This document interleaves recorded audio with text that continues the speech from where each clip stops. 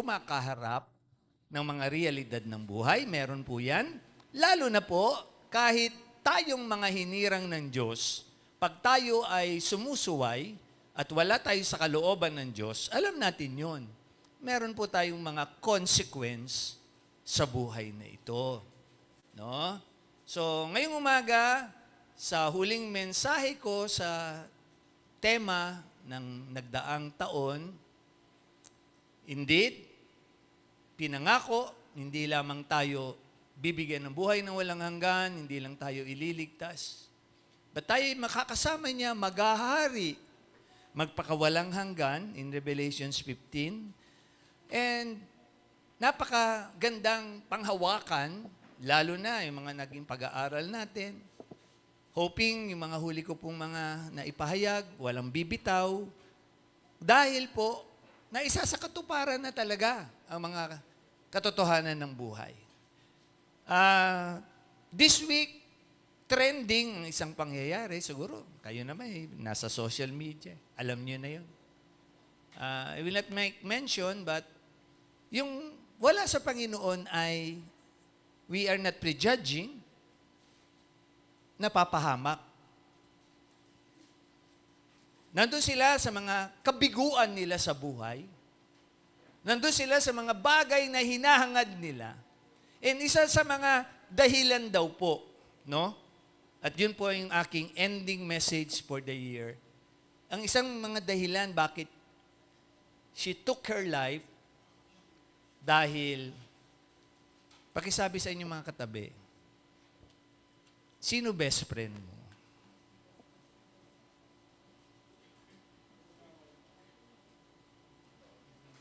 Isang dahilan pala yun. Dahil wala daw siyang matuturing na tunay na kaibigan. And kung i-connotation natin yon sa Tagalog, lalagyan natin ng intonation. O, pakisabi ulit, lalo na sa mga dalagat binata natin ngayong umaga, sino ang inyong kaibigan? Ba? Actually, hindi lang naman yun sa inyong mga boyfriend, girlfriend. Kaibigan nyo ba si Satanas? Ito magiging pag-aaral natin eh. Ba? Sa huling mensahe ng pagpapaalaala ni Pastor, at next Sunday kasi, hihikayatin na po namin kayo sa bagong tema nating tatahakin. Habang nag-aantabay tayo ng mga katuparan pa ng pangyayari sa ating mga buhay. Itong taon nga pong ito, nagdaan kay Pastor, grabe, di ba? Kaya nga yung hardest calling ko eh. Pangkalahatan yun. Pagod sa ministry, hindi inalintana ni Pablo, mga mahal ko sa buhay, mga iba't ibang gampanin ko po sa kabuuan ng mga kapatiran. Ang sabi nga, although, kaya nga hardest calling eh, kung wala nang mga problema ang kapatiran, wala nang pastor. No? Kami gumagampan, tumitingin sa ospital, lahat, na burol, kasal, dedication, at makita ang mga dating baby, naglakihan na sa Panginoon, hinahangad namin na kayo ay tatahak sa Panginoon. Kasi yun po ang issue dito ng pag-aaral natin. Tingnan niyo yung dahilan, isang dahilan, major, siya ay nabubuli. Pero well-to-do, well-known, daming pera. Siguro mga ibang binata natin dito, nang hinayang kayo, bakit hindi ako naging boyfriend noon? Yaman-yaman, di ba? Pero bakit? Kasi nga po, again, sa tayong nakakaalam ng ating kaligtasan, John 3:16, maraming napapahamak sa mundong ito, lalo na po itong mga huling panahon na ito, yung kasagsagan ng kasamaan. No? Andiyan na yung mga naging pag-aaral natin sa Timoteo, na sasagsag, Thessalonica, sasagsag ang kasamaan ng panahon. Huwag na tayong umasa na bubuti pa ang buhay, bubuti pa ang panahon. Pero muli, maghihikayat si pastor, habang antabayanan natin ang mga pangyayari, pagsabi ulit sa mga katabi natin, meron tayong best friend. Sino kaya yung best friend na yun? Bala na kayo, pumili. Dalawa lang yun. Ang Panginoong Hesus o si Satanas. Kayo yun. Iyan ang sinasaad ng Biblia. Tingnan natin. Word study muna tayo sa tamang pag-aaral. Ang Hebrew word po na tinaguriang friend ay haber. H-A, have yun. Lagyan nyo lang ng R sa dulo. Have, ber. It means friend. And sabi dyan, yung idea na yon ay napakaganda. It emphasizes, supposed to be, yung hinahanap-hanap ng tao sa mundong ito. At akin po munang gagamitin, ang dapat gamitin na sa aking edad. It emphasizes love at all times. Literally, habulin na lang ni Asi, but nagpapatungkol ito sa isang kaibigan. Proverbs 17:17. Asi, may mga extra verses ako dito ha. Proverbs 17:17. Hindi, note ko to sa Bible ko. Dinudumihan ko na yung Bible ko kasi dadating na si Lord. Ayan. Ang maduming Bible, malinis na Christian.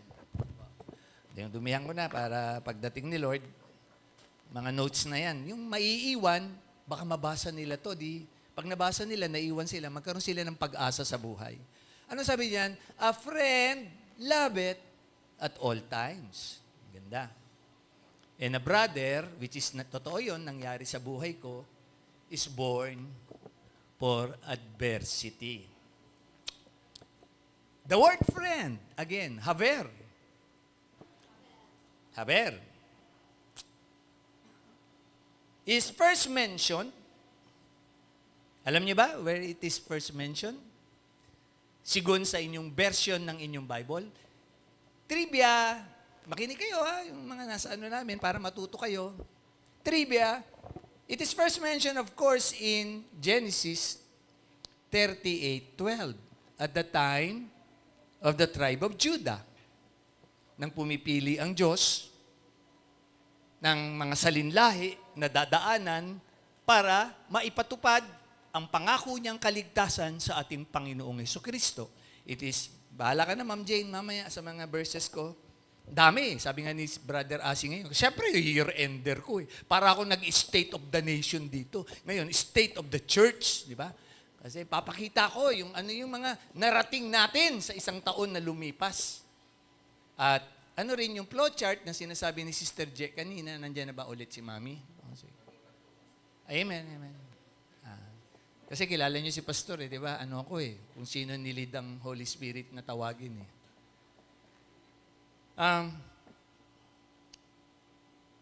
Ayan po yun. And, klaro, and he and his friend, Hira, the Adullamite. Yan, yung word na friend. First mention. Di ba? Grabe, ganda. And, sa inyong version, assignment, kung matatanda na kayong pastoran, patanong nga, ilang beses binanggit ang word na friend? Siyempre, pwede nyo akong lusutan. Pastor, depende sa version. Kaya nga sinasabi ko naman dito. In the King James Version, very clear na it has been mentioned, okay, sa aspeto na yun ng kabuuan. Siyempre, puso ni Pastor, talagang andun yung pagkakataon. Hello, mga anak. Go ahead. Take your seat dyan sa harap. Ayan. Although mamaya sa worship team ulit. Dyan kayo, det sa harap. Sige lang. Tingnan nyo kung dito.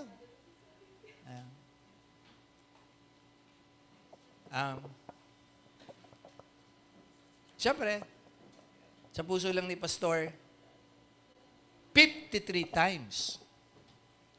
53 times. In the King James Version. Okay ba kayo sa oras nyo? Isa-isahin ko yung 53 times na yon. Okay ba? O hindi na. Ano na natin? Laktawan na natin kasi hindi naman yun ang mensahe ko eh. Ina-emphasize ko lang yung word na friend. Yan. Haver. Kaya nga, kidding aside, merong BFF, merong kaibigang kanin. Alam niyo ba yung kaibigang kanin? Alam niyo yung idea na yun sa kasabihan sa Tagalog, kaibigang kanin? Yung mga malalalim sa Tagalog dito, yung Batanggenyo natin dito, si Pastor Rico, ano ba ng Batangas sa kaibigang kanin? Yung may kailangan lang sa'yo. Yun yung kaibigang kanin, yung may interest lang sa'yo. Maraming mababanggit dyan. Puntahan muna natin, iba't ibang klaseng mga tinaguriang kaibigan. Yan. Kasi gusto ko rin pong maipaunawa, no, ang mga ilang bagay. Iba-iba to na dito lang naman ako mag-expound. Ma'am Jane, pero no need na lang, pakinggan mo na lang ako. Iba-ibang uring kaibigan na tinawag ng Panginoong Jesucristo. Meron siyang, nabansagan siyang friends of the publicans nung panahon niya. And then, sabi niya dun sa umuusig sa kanya, friend, I do thee no wrong. And then, contrast na naman, friend, how comest thou? And lalo na si Judas, di ba? 28:50, 22:12, in Matthew, friend, wherefore art thou? Oh, so, merong mga totoong kaibigan, may kaibigang kanin, may kaibigang Judas, no? May kaibigang makasalanan. Ha? Piliin nyo na lang sarili nyo dyan kung ano kayong klaseng kaibigan ng Panginoon.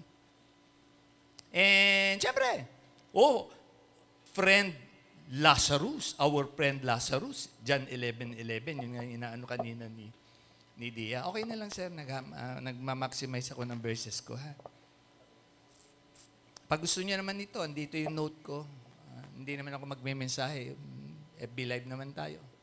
Sundan nyo na lang yung mga verses ko. Kasi as per the Holy Spirit leads me, are not thou Caesar's friend? Natakot si Caesar.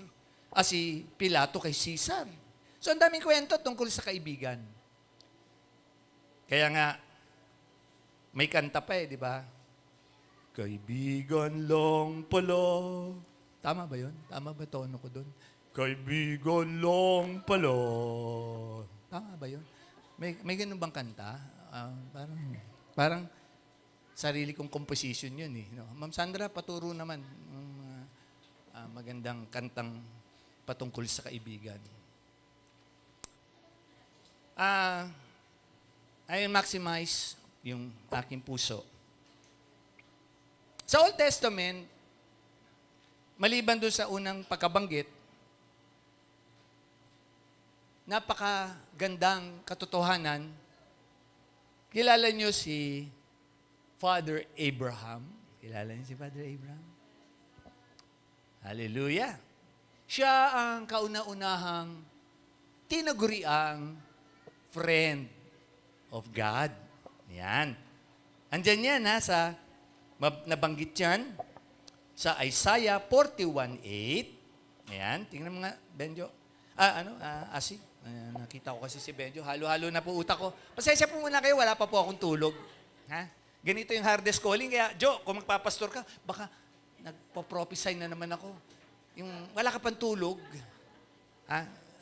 At nakita mo, ginamit ni Lord yung pagbanggit kong yun.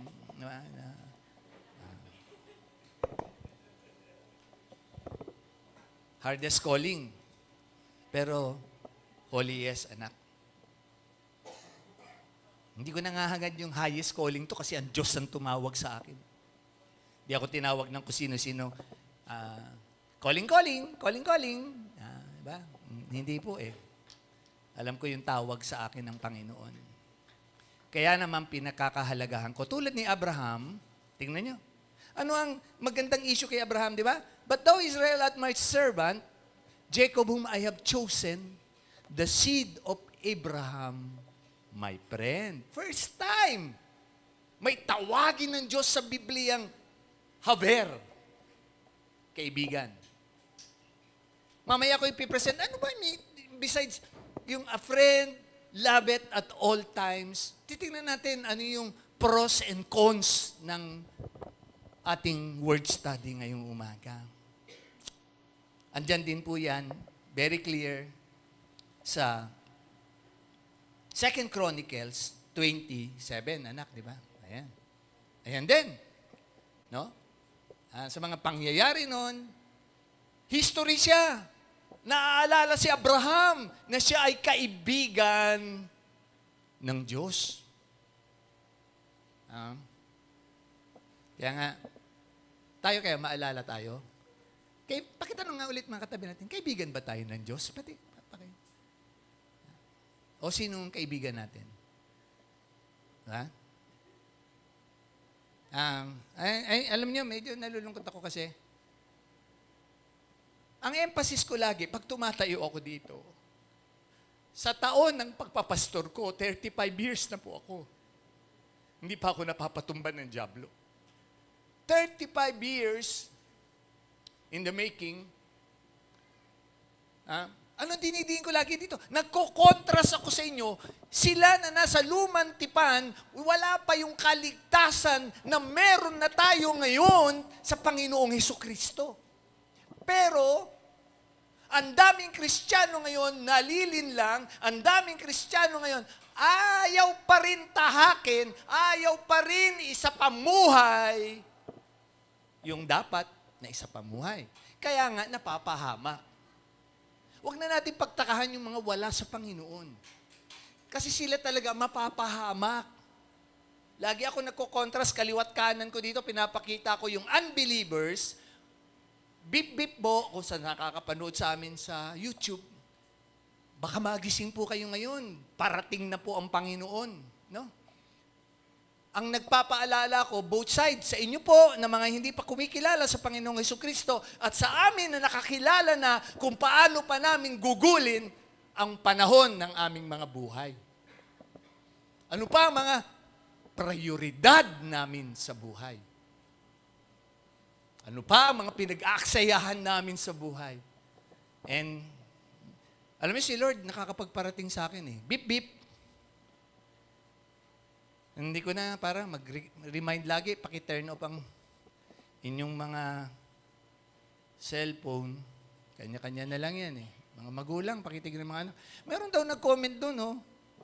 Isang Sunday service natin, may kilala niyo mga cherubim ko, seraphim ko, maabot yung mga marites sa atenga ko eh, di ba?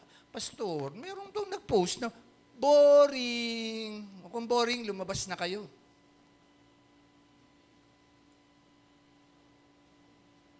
Kakalungkot, no? Kaya tayo nandito para magpuri, magsamba sa Diyos na nagpatupad ng buhay natin. Pakiasas mga buhay nyo ngayon. Natin. Nandun tayo sa magandang kalalagayan. Ang daming napapahamak. I am with godly anger ngayong umaga. Kaya nga, year-ender ko eh. Yung pwede na natin gawin sa bagong taon natin, next week, huwag na po tayo magsayang ng panahon. Ang dami nang nangyayari sa mundo, hindi lang sa Pilipinas.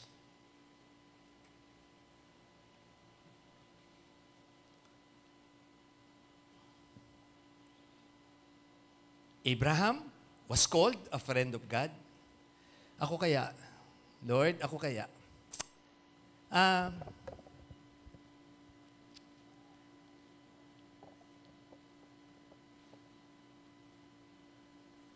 Of course, kahit si Lazarus na pumanaw sa John 11:11 kanina, was called in the New Testament a friend of God. But siyempre, ganyan pag-aaral ng Bible po sa mga hindi pa po marunong, inuugnay ang laman ng Old Testament sa New Testament. Kaya nga paulit-ulit si Pastor, kaya maraming nakukulto, ang binabatayan lang nila Old Testament. No? Hindi nakaugnay sa katuruan na ng Panginoong Jesucristo. Ang iglesia po, makinig po kayo sa mga gustong matuto. Ang iglesia po, ang aral na dapat panghawakan ay yung katuruan ng ating Panginoong Jesucristo. Hindi na po yung katuruan ni Moses. Yun po, tinitingnan lang natin, 1 Corinthians 11, lang natin yung Romans 12, yun po ay examples para magising na tayo, wag na natin silang gagayahin. Mas pribilehado na po tayo sa kaalaman natin. Pero, kaya nga pinapa-assess ko ngayon, anong klaseng kaibigan tayo ng Diyos ngayong umaga? Abraham, Lazarus, dami pa po na pwedeng gamitin ni Pastor. Pero ang focus ko, sama ng sinabi ni James, chapter 2:23, anak, andyan, James 2:23. And the scripture was fulfilled, which, sabi diyan, said, Abraham believed God, and he was imputed, and he was called the friend of God. Alam niyo, ang ganda nga nung isang idea dyan. Hinahagilap ko lang po, Ang sabi diyan, napakaganda. I would like to go back dun sa aspect na yon. And nawaglit lang po, nung i-offer ni Abraham si Isaac, matapos pagkatanda-tanda na ni Abraham, bigla ba naman biruin siya ni Lord, sabihin sa kanya, Abraham, ialay mo nga sa akin si Isaac. Siguro sabi ni Abraham kay Lord, Lord naman, pagkatagal-tagal kong inintay yung kaisa-isa kong anak Tapos ipapaalay mo sa akin, kakatayin ko dun sa bundok. Sino kaya nga makakagawa nun? Grabe yun. Pero sabi doon po, sa isang, lang yung, alam niyo, laman ng utak ni Pastor, puro Bible kung kahit saan. Minsan nakakalimutan ko na lang yung chapter and verses. Hanapin niyo nga dyan, anak. Nawawaglit dito sa mga notes ko But anyway, sabi doon, Isaac, then sabi ni Lord kay Abraham, now I know that you fear me. Yung takot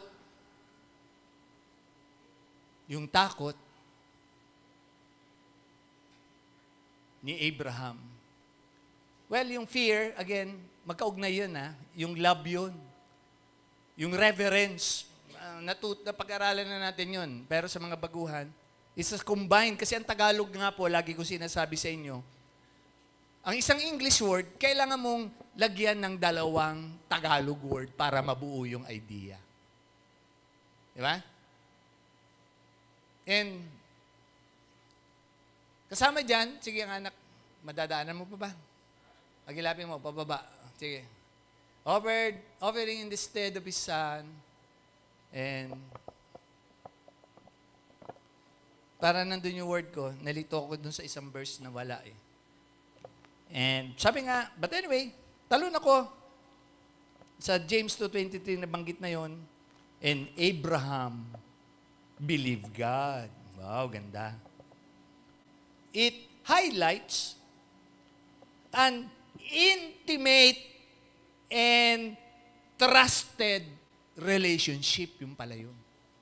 With God, sa mga friends, nabanggit ko na, nag-expound na ako Kaya nga mga kwentuhan dyan ng friends, ito Ito Ang friend daw,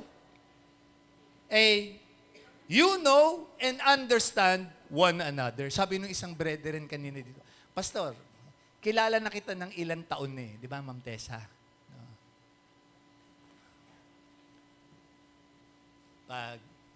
Lalo na si Ma'am Joyce, kilala ako ni Ma'am Joyce.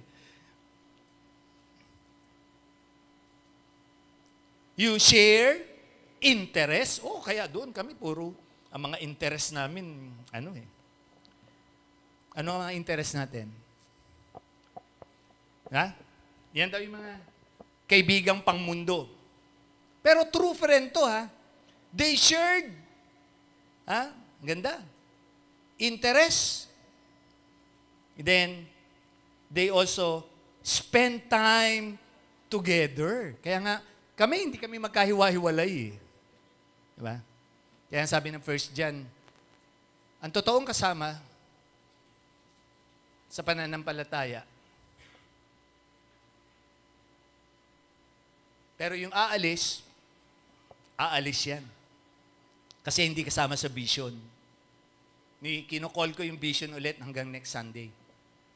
Kasi ang ministry ito, for the past 28 years, magta-29 tayo sa November 3, tried and tested. May mga nag-try this year na manatili sa vision, pero si Lord na nagtanggal, di ba? Si Lord na nagtanggal. Bire mo para manghipo ng minor, di ba? Di edad. Ang Diyos ang gumagawa. Sorry din. Kailangan na ni Pastor, sabi ni Lord kay Jeremiah, sabihin mo yung totoo, huwag ka matakot. Oy, mga, hindi nagtatights. Bumabalik sa inyo yan. Nanakawan kayo ng demonyo. Pastor, nananakot na kayo Baka panahon na. Kasi marami pa kaming. May mga ibabalik kami sa inyong lahat, di ba? Pag may sakit kayo, nagpapadala kami. Pag lahat, ginagamit namin para sa kapakanan ng ministeryo natin. Hindi ko kailangan pumunta doon sa malalaking church. Pwede ako doon operan Pwede ko kayong iwanan. Lahat ng benepisyo nando doon sa mga mayayaman na church daw na yon. Tara na, lipat na tayo. Anong tawag sa atin doon? Bayaran. Hireling. Can we just bless the Lord sa ministry ito? Wala ditong mayaman, walang politiko dito. Pero nakatayo ang ministry ito for the past 28 years. I hope ma-appreciate nyo yun. And ngayong umaga, nagpapaalala din ako sa mga anak, mga magulang, magpasalamat tayo. May Diyos tayo na naglalagay sa katatayuan natin na ito, maraming ang nasasayang ang buhay, napapahamak. Tulad na nung well-known na yun. Diba? Sikat siya. Pero, napakabata. Para mag-suicide. Kasi, isang dahilan doon na current event si Pastor, naghahalugog ako ng mga Wala siyang true friend. Hindi niya nakilala ang Panginoong Hesukristo. Hindi ko lang pwede i-post yung video na yun kasi, siyempre, media, Isang dahilan. Kumpleto sila Mayaman, viewing, sabi niya, doon sa words niya, yung monthly niya, kukubra lang. Di ba? Nung mga kasi, viewing yun yung viewers niya. Sikat siya. Pero, yung pala, Spider-Woman din pala siya. Nakita niyo rin ba yun? Kasi naghahanap siya ng solusyon sa kanyang pagkatao. Tayo, yan nga ang paalala ko po ngayon sa mga nakikinig. Don't misinterpret me. Lagi ako nagpapaunawa ng proper homiletics at systematic theology. Ang pinapaalalanan ko po dito yung mga kapatiran namin na nagsasayang pa po ng panahon.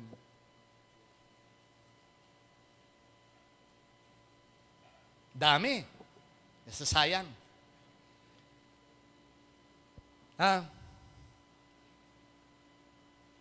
Again, tuloy lang po ako doon sa isa pang pinakang, meron daw ang mga magkakaibigan. Besides spending time together, ito nangyayari to sa ministry natin We help and protect each other. Diba? Yan ang totoong kaibigan Tutulungan ka.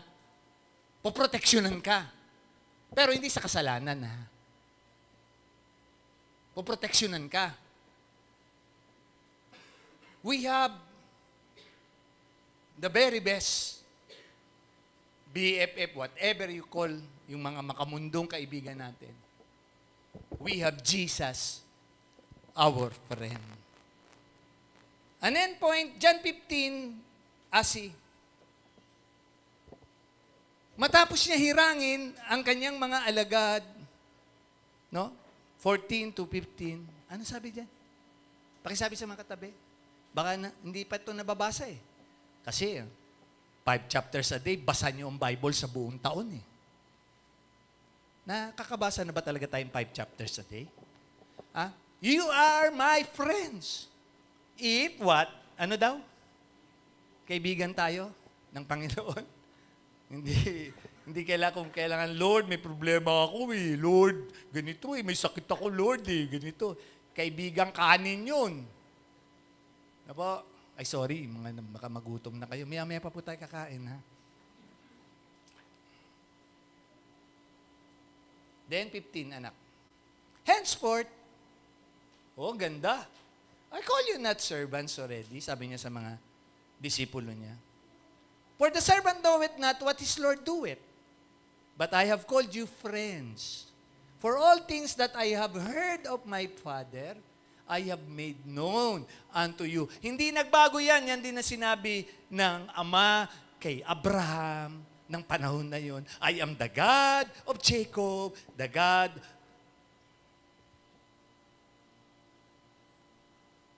Marami na po ba tayong alam tungkol sa Diyos na kinikilala natin? Yun ang batayan. May mga shared moments ba tayo kay Lord? Devotional life natin? Ha? Do we spend together with the Lord? Ha? Pero baka pag school, trabaho, ayaw nyo malit eh. Ha? Bag-date, lalo na date. Wow! Ganon din ako dati nung nililigawan ko pa si Sister Michelle eh. Kaso baliktad nga lang. Kasi lasing ako noon, siya nag-iintay sa akin doon sa Dunkin' Donuts. Doon, galing kami noong isang gabi doon eh, doon sa tabi ng Dusit Hotel. Pero wala na doon, ginawa ng Park Square yun eh. Ha? Ma'am, may ano alala mo kay Pastor Rico, nung panahon nililigawan ka, nilalasing niya si tatay, di ba? Sa inuman, dinadayo niya si tatay doon.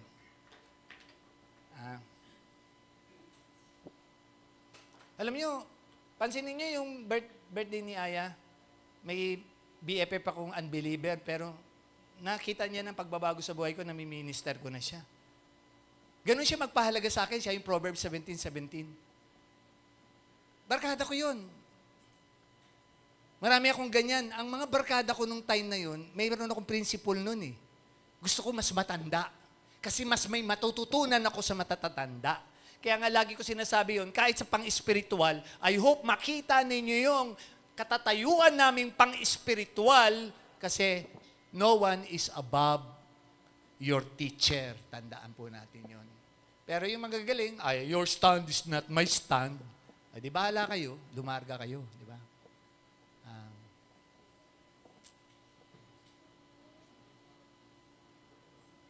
I-render po to. No? I hope sa pamangking ko, John, God bless you. Thank you for coming. Pinagdaanan natin nung May kay tita, di ba?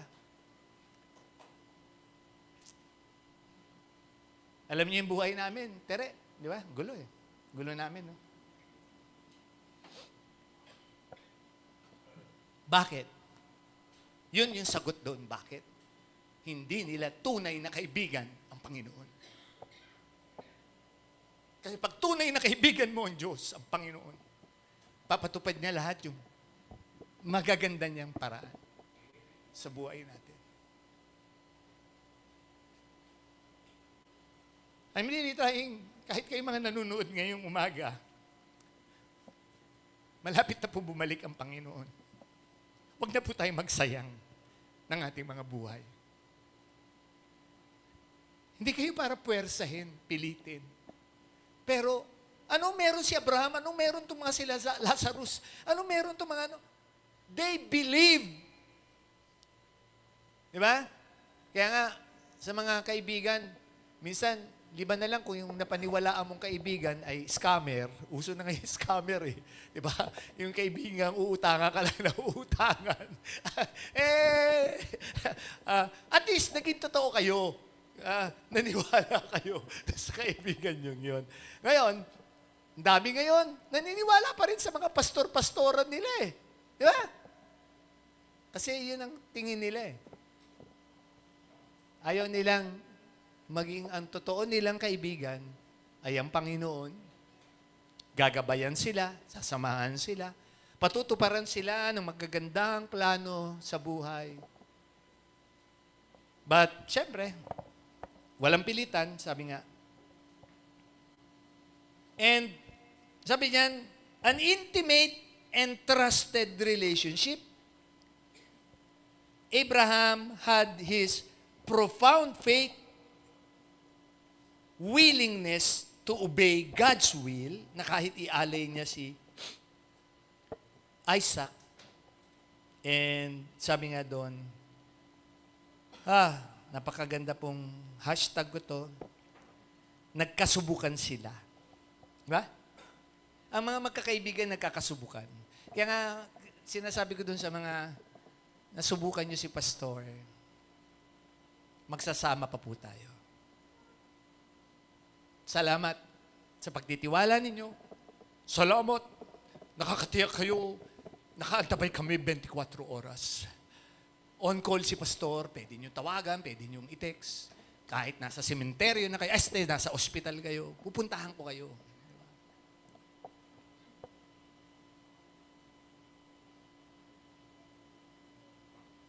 Sabi ko nga dun sa leadership kahapon na meeting namin, seryoso kami sabi ko nga,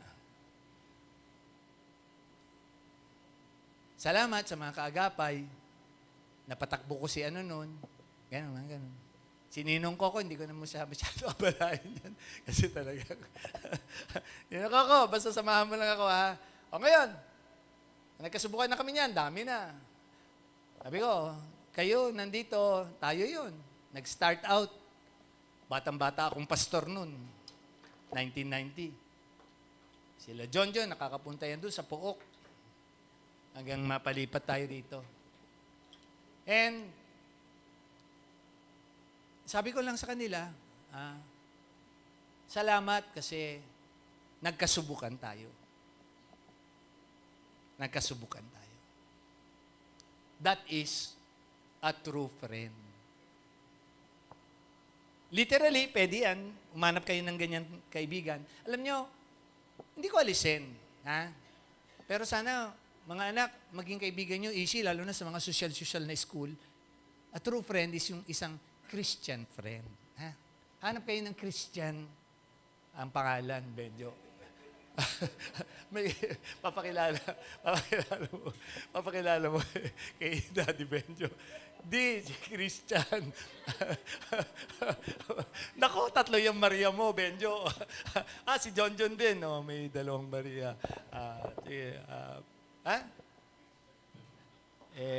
Kina, wala ka pa ipapakilala, Kina. Kasi may pinapanood ako, natapos ko. Ang galing. Talagang tsinaga ako panoodin yung ano na yun kasi nagka-current events ako. Ano ba mga pinagkakabalahan ng mga kadalagahan na ito, mga kabinetaan? Nanonood ako niyan. Yung mga kung ano-ano pinapanood nyo. Amidst the storm of love. Wow. Pinanood ko yan. Paano naging champion? Paraan ng pantao, di ba? Yung kanilang inspirasyon dahil meron silang tinaguriang love life. Pero, ang tinignan ko doon, grabe yung yung friend na yun, tinutulungan niya yung mahihirap niya rin kaibigan. Kaya ang dami niya talagang kaibigan. Pero hindi siya mayor.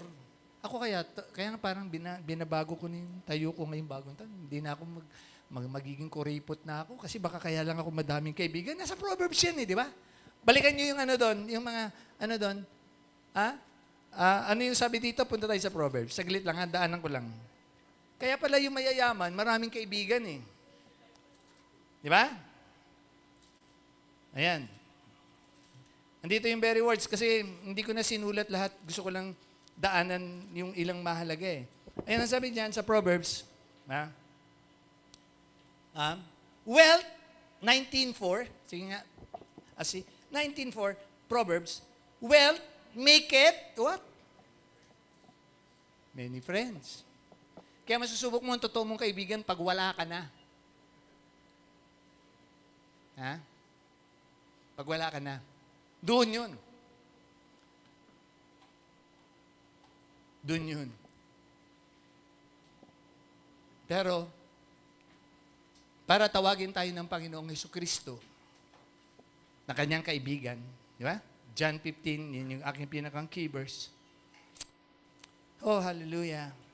Huwag tayong magaya sa isang verse na binabanggit din po. No? Kasi, napakahalaga eh. Gusto ko itong tignan natin sa pagtatapos. So, I hope tumanim yung idea ng friend. Hindi ako magpapakatagal. But sa ending, James 4:4. Tingnan natin na, Asi. Whosoever, therefore, will be a friend of the world. Kaibigan niyo ba ang mundo? Pag sinabi niyo kaibigan ng mundo, yung kaabalahan pa sa mundo. Hindi ko inaalis yun. Magtrabaho, magnegosyo. Pero ang priority. Then, sabihin natin, Christian ako eh. Christian ako. Totoo kaya? Friend of the world, ano daw? Is the enemy of God. Pag mas may higit pa, ang dami na naman pag-aaral dyan, di ba? The lust of the world, the lust of the flesh, the pride of life, fried chicken.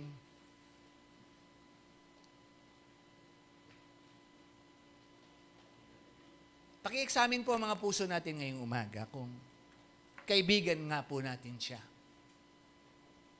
Well, walang makaka-perfect. Pero these are the elements na i-assess natin sarili natin. Do we what? Ha? It should be a reciprocal relationship. Hindi one-sided. Hindi puro kabig. Di ba? Pansarili. We should have a reciprocal relationship with our God at hindi puro kabig tayo. Pabor, pabor. Lord, blessing, blessing. Lord, healing, healing. Pero do we, ha? Sabi nga dyan, know and understand His will, the Bible, His pinakang gustong maranasan natin. Alam nyo, kaya marami hindi natitikpan pa ang blessing ni Lord.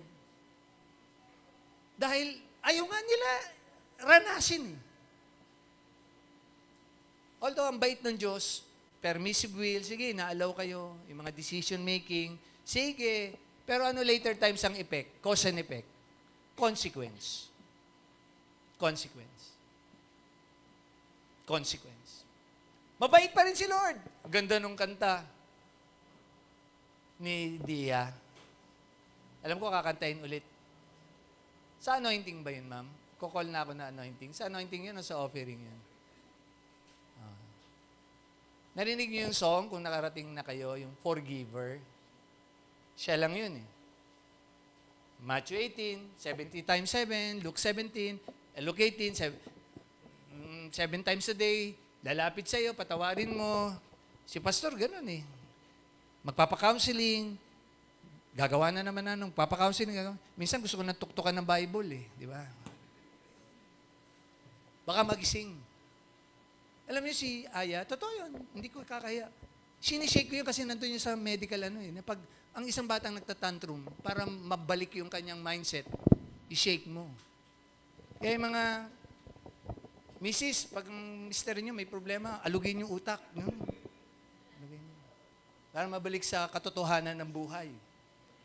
Ha?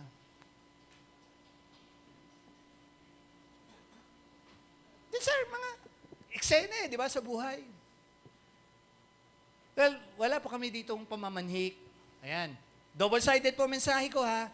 Kung makakatulong po ang mensahe namin sa inyo na wala pa sa Panginoon, purihin po ang Diyos. Hindi para kami sumikat, hindi po kami... kasi kung gustuin ko lang po yumaman dati, dapat bagman na ako nung mga dati ko pong classmates. Ngayon nga po, wala na eh. Talagang naka-concentrate na po ako dito sa ministeryo. Baka kaya yung iba, hindi na rin ako naalala. Siguro kung nagtago ako ng milyones nila, lagi nila ako maalala. No? Kung tinago ko yung milyones nila, maalala nila ako. Chaplain! Asan na yung pinatago ko sa'yo? Siguro maalala ako eh. Hindi na ako naalala eh. Pero alam ko naman, pag nilapitan ko, hindi naman ako bibiguin. Yan ang kaibigan. May magandang Tagalog, ninong ko kung iba yung kaibigan ba yun? Ano ba yung, may Tagalog tayong kantang kaibigan di ba? Pero Christian dapat meron ba? Kaya ko bang hiritin? Ninong Bong, Ninong Jane, meron ba kayo dyan? Kasi kayo nasa US eh. Alam kong hindi naman kayo nag-i-English dyan eh. Meron ba tayo nung kaibigan? Kaya ba biglaan? O hindi na? Alanganin na? Ako na lang kakanta. Kaibigan lang pala. Diba? Kaibigan lang pala. Ate Lea, nasaan yung kaibigan mo? Wala na, no? Wala na. Kaibigan ni Ate Lea. Balo naman po si Ate Lea. Zero joke ko lang. Ate Lea, si Lord ang totoong kaibigan. Ayoko maging bias, pero kayo na lang ang, John tumingin sa tito ninyo, sa dalawa kong kuya, kung sino ang totoong kaibigan ng Diyos. Tere? Kasama po ng kabuuang kapatiran,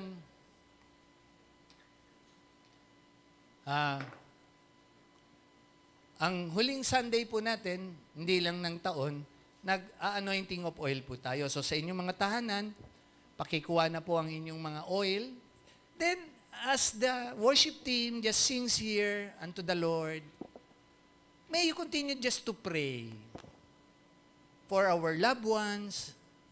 Ano-ano man yun. Sabi nga ni Dia sa prayer niya, ano man yung burden, spiritual, physical, kapaguran sa buhay, pangangailangan. Kaya tayong katagpuin ng isang tunay na kaibigan. Through the power of the Holy Ghost, ang last Sunday natin ay nagtatalaga tayo sa James 5, anointing of oil natin. No? Na sa ibang church daw, wala naman daw anointing of oil. Ewan ko sa kanila, burahin na, punitin na nila yung James 5. Lalo na yung kulto. Sorry po kung sakaling may nakakapanood sa akin. Pag sinabi niyo pong walang Christmas, punitin niyo na rin po yung Lucas 2 at saka Matthew 2 sa Bible. Christmas po, yun yung panahon na pinanganak ang Panginoong Jesucristo. At wag na rin po kayong tatanggap ng 13th month pag ang doktrina ninyo ay walang Christmas. Ba't kayo tumatanggap ng 13th month? Kasi yung 13th month, pang Christmas po yun Tayuan nyo kung totoo kayo sa Diyos ninyo, na hindi namin kailangan yan. Meron din pong extreme. Pag may sakit, ayaw magpasalin ng dugo. Hindi naman nila kinikilala si Lucas. Si Lucas po ay doktor. Ang siyensya po ay ginagamit ng Diyos sa dalawang paraan ng pagpapagaling. Himala at siyensya. Balanse yun. So, kasama ng pahabol ni Pastor, may the Lord empower us sa bagong taong kakaharapin habang inaantay na natin ang mga katuparan. Pakisabi na lang po sa mga katabi bago tayo mag-anointing. Siya na gawin natin best friend. Pakisabi nga sa mga katabi. Si Jesus na gawin natin best friend. Asawa, anak, naku, iwanan tayo niyan. Andun yan Matthew, Psalms 27. Nangyari yan sa akin. Psalms 27:10, Dia. Nangyari sa akin yan. Alam yan nila John eh. Oh. Tinakwil ako ng mga sarili kong magulang, di ba? Ayan oh. Psalms 27:10. Dahil sa pananampalataya ko. Ha? Habol mo diyan. Ayan. When my father and mother forsake me. Ano? Sino ang tunay kong magulang? Ang Panginoon ng buhay ko.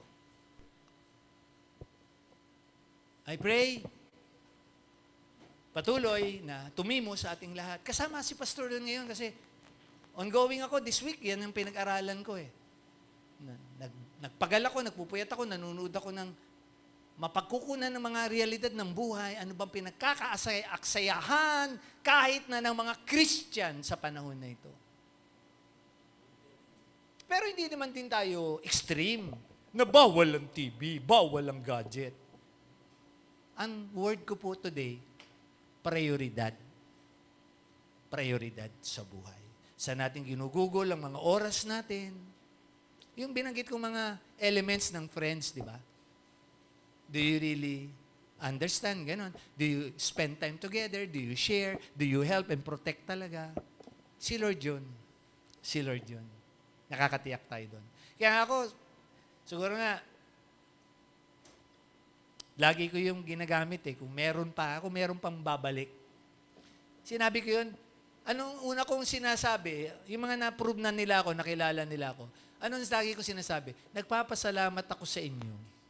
Kasi una, napatunayan ko salita ng Diyos at mas naging matatag akong pastor sa mga taon na aking pinagdaanan. Lahat yan, di ba? Mga kapatid, kilala nyo na yun kung sino yung mga nasabihan ko nun. Ang mahalaga kay pastor, may pagpatuloy natin. Sabi nga nung kausap ko kanina, Pastor, word ko yun eh. Kasi kung si Sandra last Sunday mula paa hanggang ulo, word ko yun eh, bumangon. Sabi ko, ipagpatuloy. Huwag naman bumangon, para naman tayo bumangon sa sementeryo niyan. Sasakto yan sa November 1. Huwag naman. Ano lang, ipagpatuloy lang natin. Diba? Patuloy. Timely, nakatema si yung kapatid ko nag-share sa akin kanina nun. Pastor, bumangon lang tayo. Tawanan kami sa likod kanina. Sabi ko, Ma'am, mas maganda siguro magpatuloy lang tayo. Magpatuloy lang.